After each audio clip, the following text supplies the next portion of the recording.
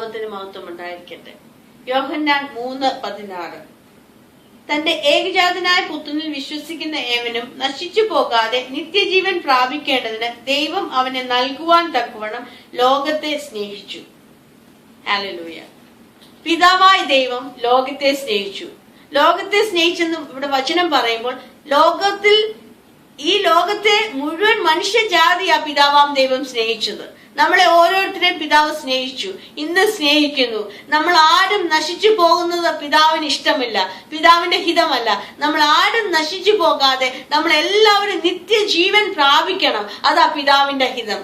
ആ നിത്യജീവൻ പ്രാപിക്കേണ്ടത് നമ്മൾ ചെയ്യേണ്ട ഒറ്റ കാര്യമേ ഉള്ളൂ, ആ യേശു ക്രിസ്തുവിൽ ഒന്ന് വിശ്വസിക്കുക. പിതാവ് യേശുവിനെ ഭൂമിയിലേക്ക് അയച്ചത് നമുക്ക് ഓരോരുത്തർക്കും വേണ്ടിയാ.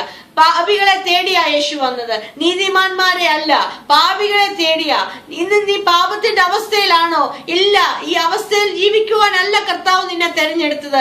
ഈ പാപത്തിന്റെ അവസ്ഥയിൽ തന്നെ നീ ദൈവസന്നിധിയിലേക്ക് ചെല്ലുക.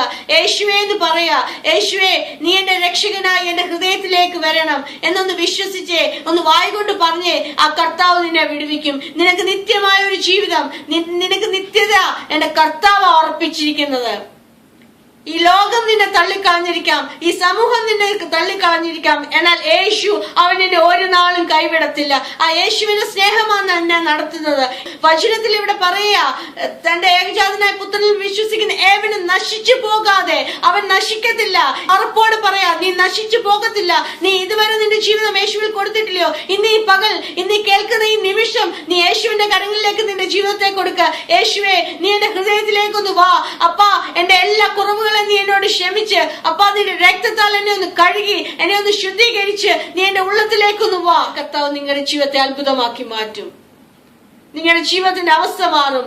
യേശു പറഞ്ഞു, രക്ഷ പ്രാപിക്കും. നിന്റെ സാഹചര്യം മാറുവാനായി തുടങ്ങും. നിന്റെ ജീവിതത്തിലെ അവസ്ഥകൾ മാറാനായി തുടങ്ങും. ഒന്നാമതായി പ്രിയ സഹോദരങ്ങളെ, നിങ്ങളുടെ ഹൃദയത്തിൽ ഒരു വലിയ സമാധാനം, വലിയൊരു സന്തോഷം കർത്താവ് പകർന്നു തരികയാണ്. ഈ വചനങ്ങൾ ആദ്യമായ കർത്താവ് നിങ്ങളെ അനുഗ്രഹിക്കട്ടെ. ഒരു നിമിഷം പ്രാർത്ഥിക്കാം. പ്രിയ പിതാവെ, സ്തുതിക്കുന്നു. യേശുവിന്റെ നാമത്തിൽ അപ്പ ഇന്ന് പകൽ ഞങ്ങൾ നിന്റെ സന്നിധിയിലേക്ക് കടന്നു വരുമ്പോൾ യേശുവിന്റെ നാമത്തിൽ കർത്താവെ, ഈ വചനം കേൾക്കുമ്പോൾ അനേകരുടെ ഹൃദയങ്ങളോട് നീ ഇടപെടുന്നതിനായി സ്തോത്രം. കർത്താവെ, പാപത്തിന്റെ അവസ്ഥയിൽ ഭാരത്തോടിരിക്കുന്നത്, ഈ അവസ്ഥയിൽ നിന്ന് എന്നെ ആരും വിടുവിക്കുമെന്ന് ഭാരത്തോടിരിക്കുന്ന പ്രിയ സഹോദര, നിന്നെ വിടുവിക്കുവാൻ യേശു മതിയായവനാ.